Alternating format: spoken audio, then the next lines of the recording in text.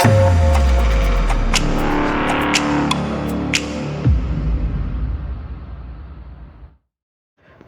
باللہ من الشیطان الرجیم، بسم اللہ الرحمن الرحیم۔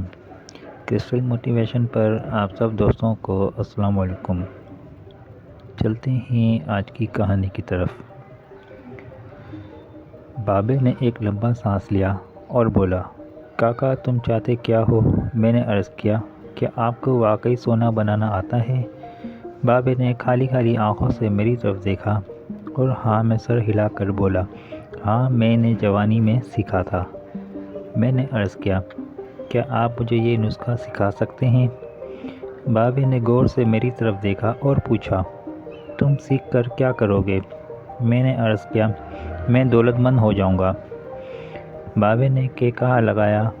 وہ ہنستا رہا، دیر تک ہنستا رہا، یہاں تک کہ اس کا دم ٹوٹ گیا اور اسے کھانسی کا شدید دورہ پڑ گیا۔ وہ کھانستے دھورا ہوا اور تقریباً بے حالی کے عالم میں دیر تک اپنے ہی پاؤں پر گرا رہا۔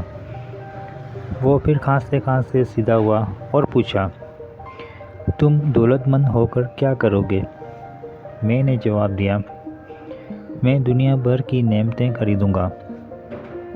اس نے پوچھا، نعمتیں خرید کر کیا کرو گے؟ میں نے جواب دیا، میں خوش ہوں گا اور مجھے سکون ملے گا۔ اس نے تڑپ کر میری طرف دیکھا اور کہا،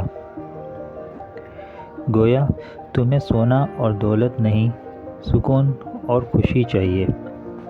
میں خاموشی سے اس کی طرف دیکھتا رہا۔ اس نے مجھے جھنجھوڑا اور پوچھا، کیا تم دراصل سکون اور خوشی کی تلاش میں ہو؟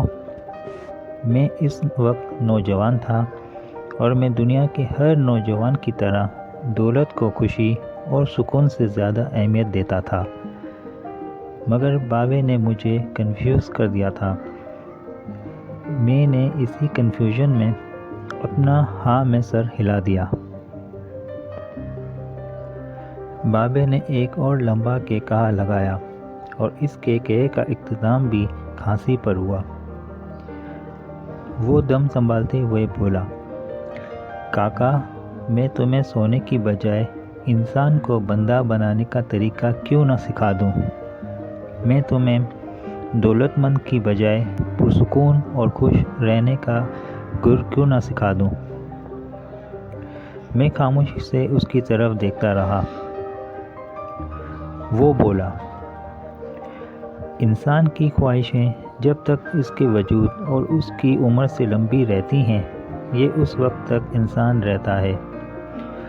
تم اپنی خواہشوں کو اپنی عمر اور اپنے وجود سے چھوٹا کر لو، تم خوشی بھی پا جاؤ گے اور سکون بھی۔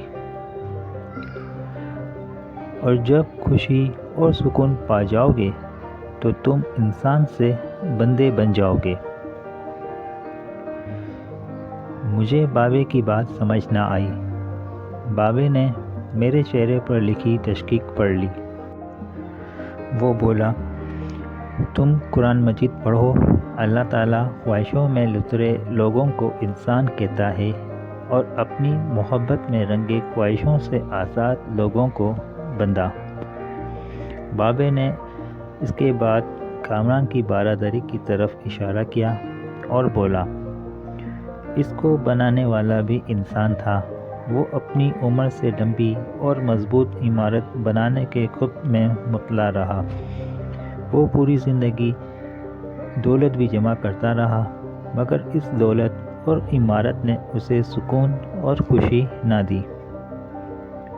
خوش میں ہوں اس دولت مند کی گری پڑی بارادری کی برستی بارش میں بے امان بیٹھ کر میں نے بے صبری سے کہا، اور میں بھی۔ اس نے کہا لگایا اور جواب دیا، نہیں تم نہیں، تم جب تک تانبے کو سونا بنانے کا خبت پالتے رہو گے، تم اس وقت تک خوشی سے دور بھٹکتے رہو گے، تم اس وقت تک سکون سے دور رہو گے۔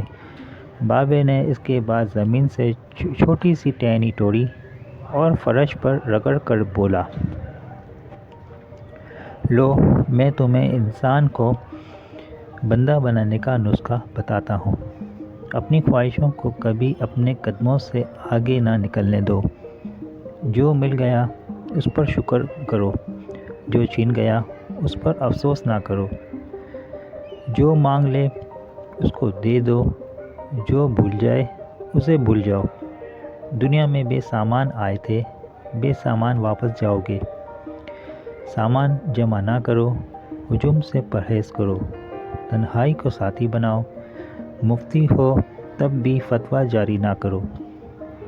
جسے خدا ڈھیل دے رہا ہو اس کا کبھی احتساب نہ کرو۔ بلا ضرورت سچ فساد ہوتا ہے۔ کوئی پوچھے تو سچ بولو، نہ پوچھے تو چپ رہو۔ لوگ لذت ہوتے ہیں اور دنیا کی تمام لذتوں کا انجام برا ہوتا ہے۔ زندگی میں جب خوشی اور سکون کم ہو جائے تو سیر پر نکل جاؤ، تمہیں راستے میں سکون بھی ملے گا اور خوشی بھی ملے گی۔ دینے میں خوشی ہے، وصول کرنے میں غم۔